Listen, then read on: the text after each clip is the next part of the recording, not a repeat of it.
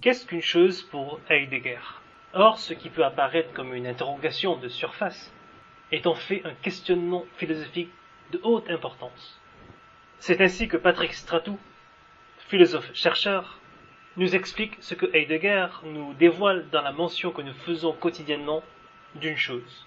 Pour le dernier Heidegger, il est question d'une présentation quadripartite de l'être que Patrick Stratou rapprochera ici avec la tripartie de Franz Rosenzweig.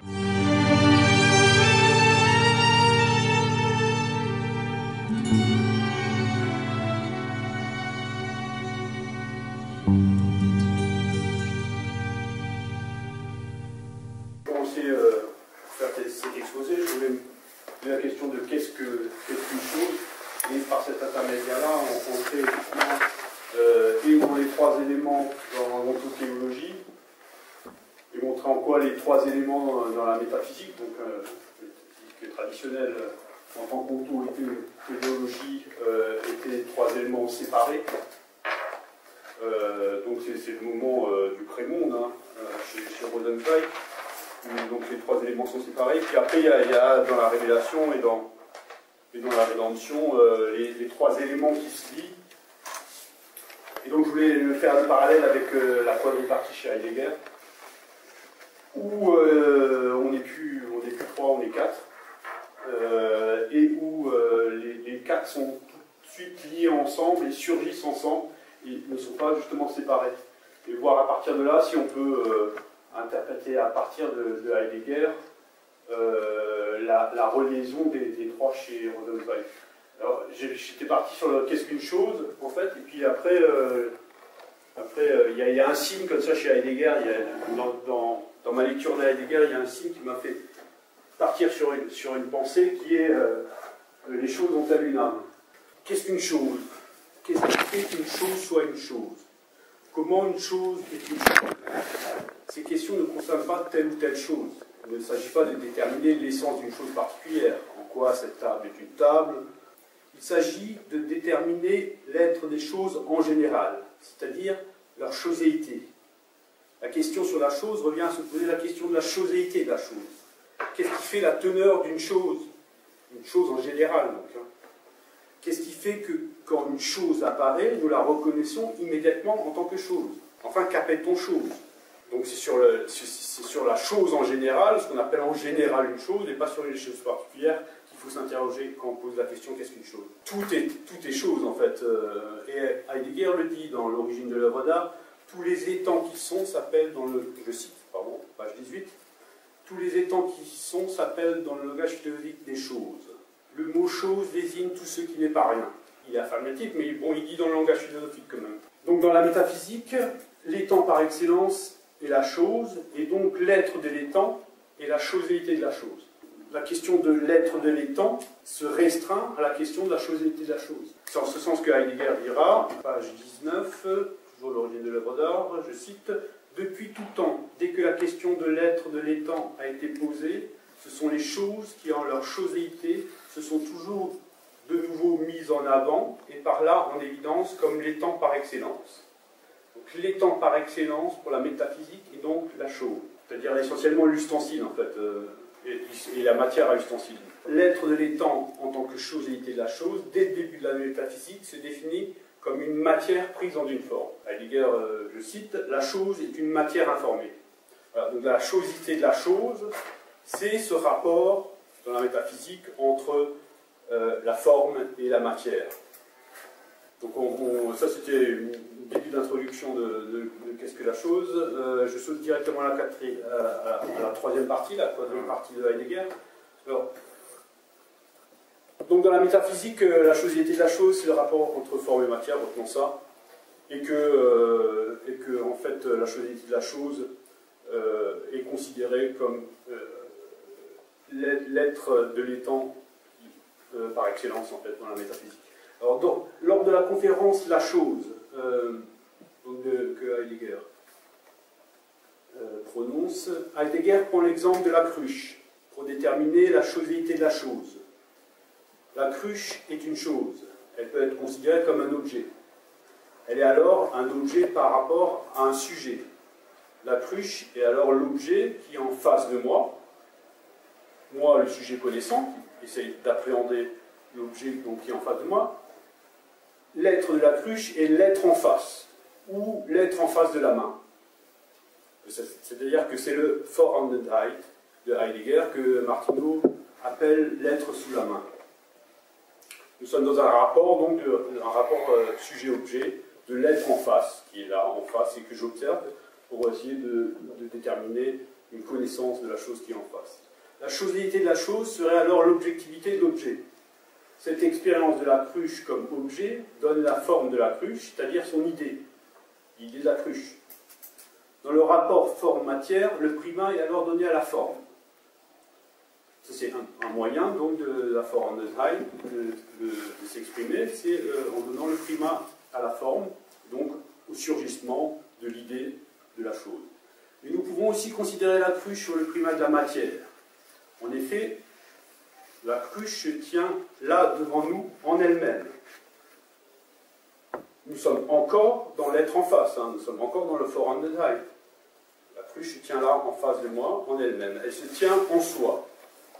Alors elle se tient en soi, nous pouvons partir, elle sera toujours là, la cruche sera toujours là. Donc c'est le primat de la matière qui reste en soi et qui fait que les choses persistent finalement. Alors la cruche se tient dans une position autonome. Ça c'est Heidegger qui parle de position autonome.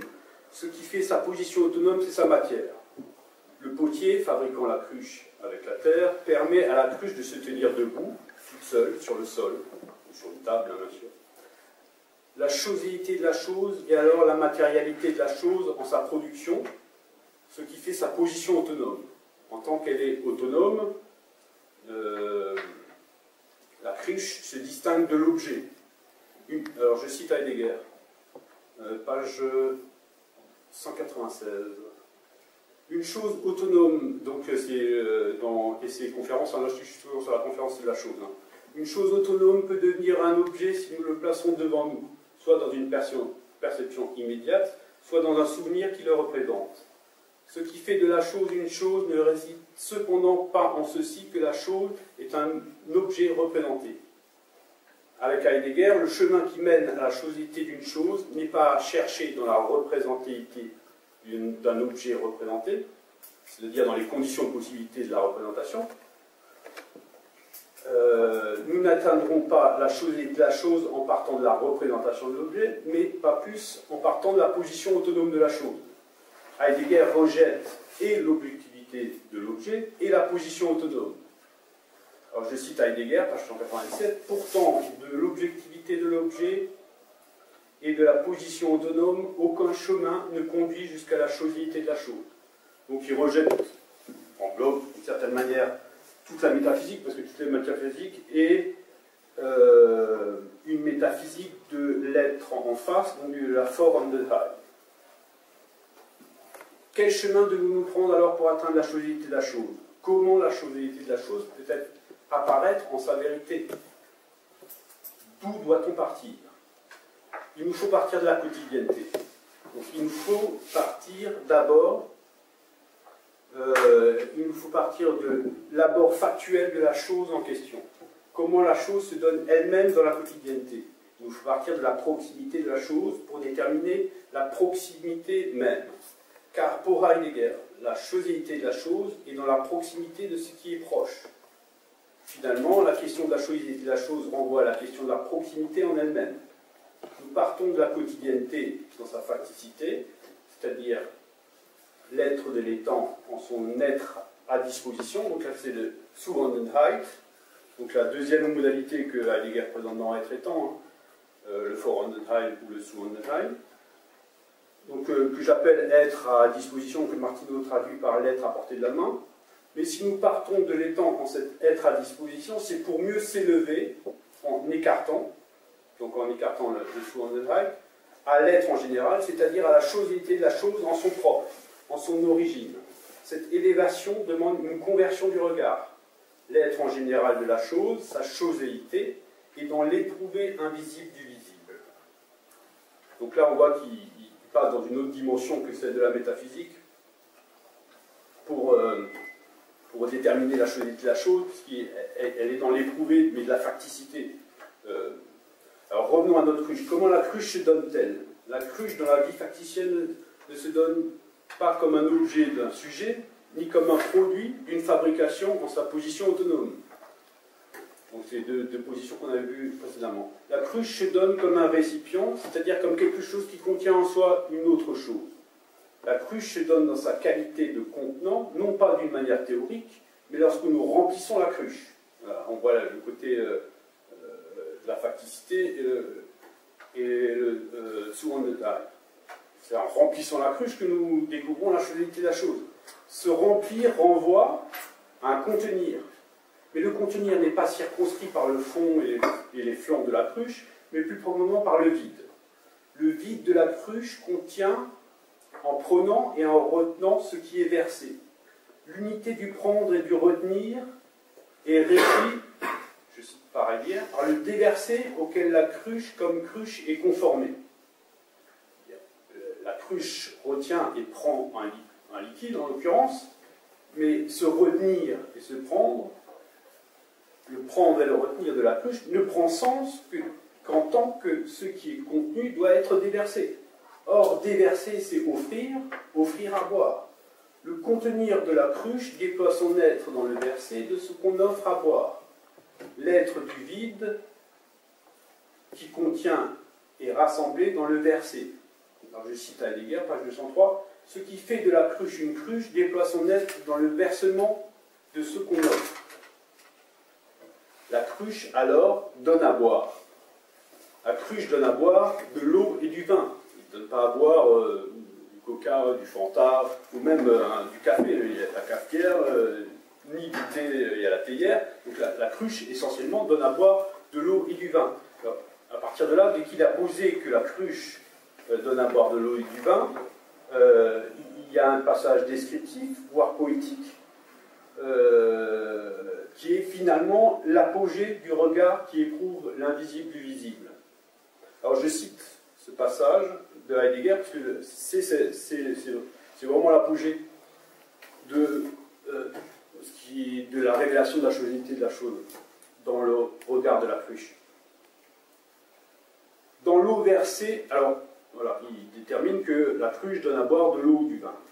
Alors je cite Heidegger. Dans l'eau versée, la source s'attarde. Dans la source, les roches demeurent présentes, et en celle-ci, le lourd sommeil de la terre, qui reçoit du ciel la pluie et la rosée. Les noces du ciel et de la terre sont présentes dans l'eau de la source.